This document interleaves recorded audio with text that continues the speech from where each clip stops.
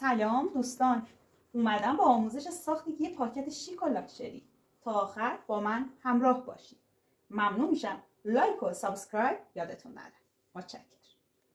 الان برای محاسبه هر کادویی که داریم، میخوایم پاکت کادو که درست کنیم، اول باید طول و عرض و پهنای کارمون رو داشته باشیم. من اینجا طول کارم رو اندازه میگیرم. چقدر؟ تقریبا 23 سانت من اندازه میگیرم و اندازه رو می‌نویسم.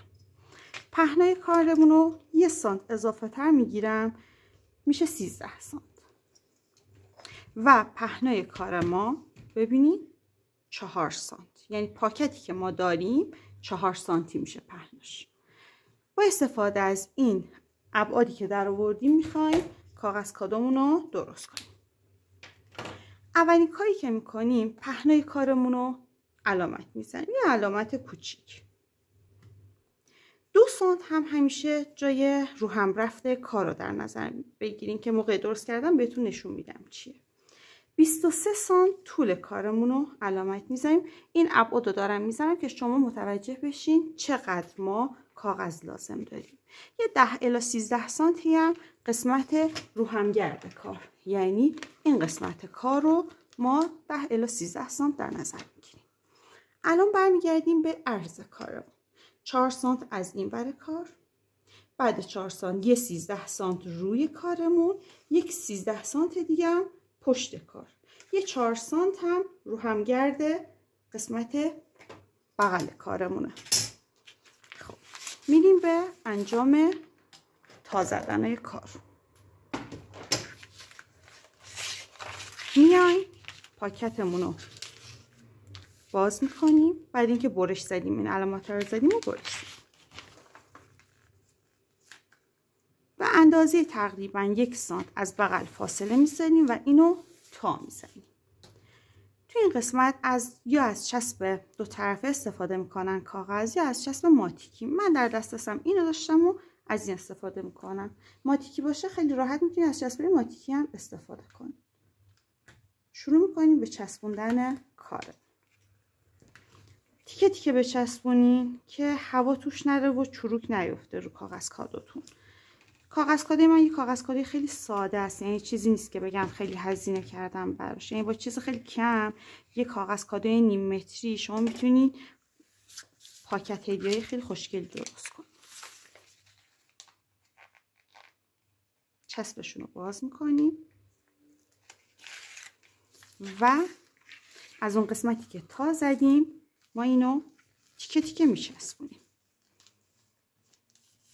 ببینین انگشت پایینیمو از پایین روی کاغذ میکشم تا خط تا ایجاد کنم. با این یکی دستم هم قسمت تا رو انجام میدم. توی این مرحله باید اگه کاغذ کادوتون ساده است که هیچ، اگه ساده نیست باید شکلتون سمت شکل رو در نظر بگیرید. ما این پایین 6 سانت در نظر گرفتیم دیگه. 4 سانت مال پهلو بود، 2 سانت هم گفتیم جای رو هم گرد داره. از 6 سانت من با استفاده از این خطکشا خیلی راحتم میتونیم با یکی خطکشام علامت بزنیم، بعد خطکشو بذارین و تا بزنیم. ولی خب با این خیلی راحت میتونیم بذاریم روی این کار و تا بزنیم. میذارم تا میزنم و یا با یه جسم تیز یا با دستتون خط تا میندازیم. برمیگردونیم. ببین از این قسمت انگشتتون رو بندازین تو که خیلی راحت این قسمت تا بخوره. به این حالت گوشه هامون رو در بیاریم. اینم از این طرف. قسمت پایین 4 سانت گفته بودیم، یعنی 2 سانتش این وره پشت، قسمت 2 سانت هم قسمت جلوی کارمون میفته. از این گوشه های کار، از این دو طرف کار خطکشو میذارم روی 2 سانت علامت میزنم، تا میزنم، دوباره با خطکش خط تا میندازم. دوباره از همین 2 تا گوشه ها، نه از این کنار، از این 2 تا گوشه ها میذارم خط تا میندازم و میرسیم به قسمت چسب زدن. تو این قسمت قرار نیست ما همه کار رو چسب بزنیم. قسمت اول این 2 تا گوشه رو چسب میزنیم به این حالت. سعی کنین کناره کار رو اگه از چسب کاغذی استفاده میکنین چسب بزنین. خب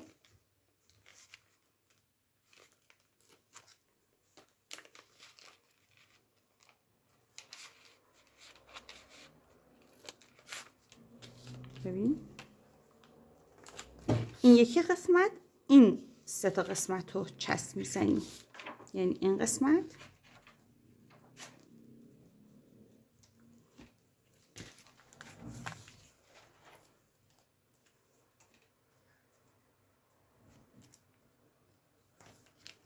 این قسمت و این قسمت کار رو ما چسب میزنیم.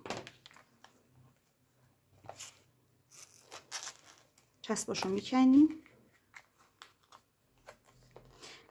اگه بخواین از این چسب استفاده کنین، نیم سانتیش خیلی کاربردی تر از 1 سانتیه، یعنی پهنای این چسبا نیم سانتی خیلی بهتره، هم 1 سانتی گرونتره، همین که این خیلی بهتره از استفاده. خب تا این مرحله کارمون تموم شد. مرحله بعدی کار میایم خطکش رو میذاریم. ببینین از 2 سانت علامت میزنیم. 4 سانت گفتیم 2 سانت سمت پشت کار میفته، 2 سانت سمت جلوی کار. از 2 سانت 2 تا اینطوری علامت میذاریم روی کارمون. خب خطکش رو میذاریم، یعنی از روی این 2 تا خطی که گذاشتیم به اضافه این گوشه های 2 سانتی که تا زده بودیم دوباره یه تای دیگه میزنیم به این حالت. یه خط تا میزنیم.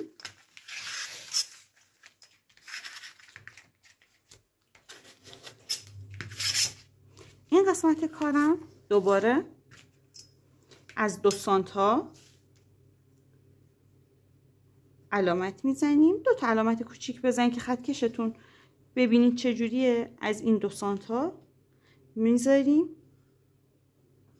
اینجا بود با علامت دیگه هم که اینجا بود. دوباره یه خط تای دیگه ما این قسمت می‌ریزیم. سعی کنین خط تاهاتون تا جایی که میتونین تیز بزنید. الان میبینید چرا. خب توی این مرحله کاری که باید بکنید، همه تاهایی که زده بودیم رو دوباره باز میکنیم. اگه باز نکنین دستتون رو توی کیف این پاکت بندازین، احتمال پاره شدنش خیلی زیاده. ببینید باز میکنم با دستم این گوشه های کار با 2 تا انگشتام هل میدم به سمت بیرون. این سمتم به همین ترتیب با انگشتام هل میدم به سمت بیرون. این که خط تا خودش افتاده، خب نیازی به هیچ کاری نیست، فقط یه ذره انگشت میکشم. این ورم نگاه کنی خط تا به سمت داخله. یه ذره دقت کنی این خط تا هم خیلی راحت میتونیم به سمت بیرون هدایتش کنیم. این 2 تا رو با هم میگیریم، وسط رو به سمت داخل هل میدیم. این یکی طرف هم به همین ترتیب. این ور خط تا داریم، این یکی خط تامونم به سمت بیرون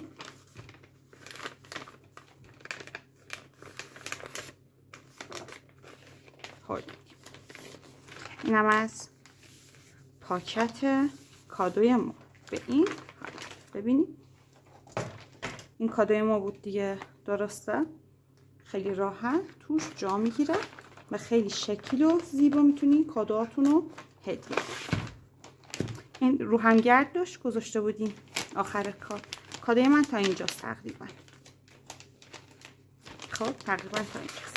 این قسمتش میمونه واسه روغنگرد کارم، یعنی یه تا از اینجا میزنیم، یه تا هم از این قسمت میزنیم. اگه دوست داشتین اینجا یه دونه چسبی یا یه دونه حالت بخواین پاپیون بزنین، 2 تا اینجا سوراخ ایجاد میکنیم و ما پاپیونمون رو درست میکنیم. برای ایجاد کردن سوراخ من از این پانچا دارم، شما میتونید با خودکار خودتونم قسمت رو سوراخ کنید، ولی خب من از این پانچ استفاده میکنم. خب میذارم 2 تا سوراخ این قسمتاش ایجاد میکنم.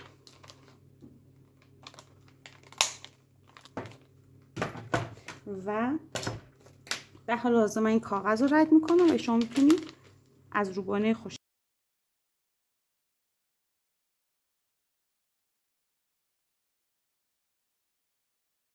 بذاریم تا از من حمایت بشه. متشکرم.